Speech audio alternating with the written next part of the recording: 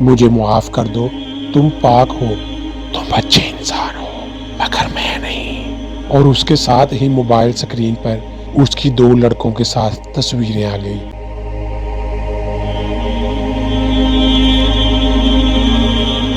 اس لڑکی کو جسم کی ہوس تھی، ہر تیسرے دن لڑکا بدل لیتی تھی۔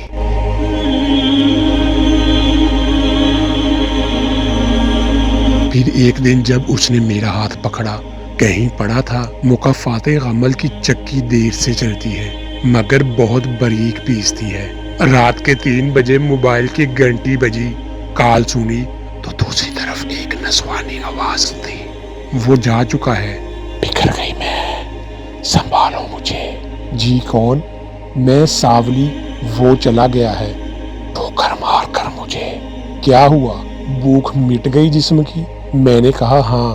شاید وہ بولی تو اب کیا چاہتی ہو؟ میں چاہتی ہوں تم مجھے معاف کر دو۔ لاہور بادشاہی مسجد کے احاطے میں اس نے میرا ہاتھ پکڑنا چاہا مگر میں نے منع کر دیا کہ میں نکاح سے پہلے چھونے تک بھی قائل نہیں تھا، اور وہ میری اس بات پہ خفا ہو گئی۔ یہ ہماری پہلی ملاقات تھی اور شاید آخری بھی۔ میں گھر واپس آ گیا۔ دوسرے دن رات کے وقت میرے واٹس ایپ پہ اس کے میسیجز آئے، مجھے معاف کر دو، تم پاک ہو، تم اچھے انسان ہو، مگر میں نہیں۔ اور اس کے ساتھ ہی موبائل سکرین پر اس کی 2 لڑکوں کے ساتھ تصویریں آ گئی۔ مجھے معاف کر دو، میں کسی اور کے ساتھ تعلق میں بہت آگے نکل چکی ہوں، تم پاک ہو۔ مگر میں اس رات میں بے حد رویا۔ مرد کبھی یہ برداشت نہیں کر سکتا کہ اس کی من پسند عورت کو کوئی اور چھوئے، مگر لاچار تھا۔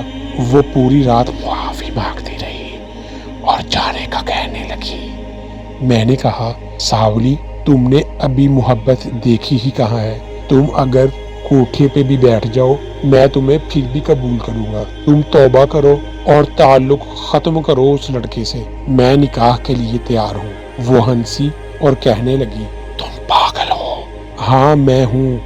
اچھا میں توبہ کرتی ہوں نا؟ اور اس کی یہ توبہ کچھ دن ہی رہی۔ کچھ دن بعد اس نے کہا کہ وہ کسی اور کے ساتھ تعلق میں ہے۔ میں تکلیف میں تھا مگر چپ رہا۔ پھر ایک دن اس نے کال کی اور اسقاط حمل کی دوا پوچھی۔ وہ حاملہ تھی۔ میں شدید تکلیف میں تھا مگر اس بار چپ نہ رہ سکا، معاف نہ کر سکا۔ الوداع بولا اور مڑ کر نہیں دیکھا۔ اور آج 3 سال بعد وہ واپس آئی ہے اور ایسے مرد کی تلاش میں ہے جسے جسم کی بھوک نہ ہو، اس کی روح سے پیار کرے۔ اور میں ہنس رہا ہوں کہ اب سب بدل چکا ہے۔ اب میں وہ نہیں جو پہلے تھا، اور شاید اس کی وجہ وہ خود ہے۔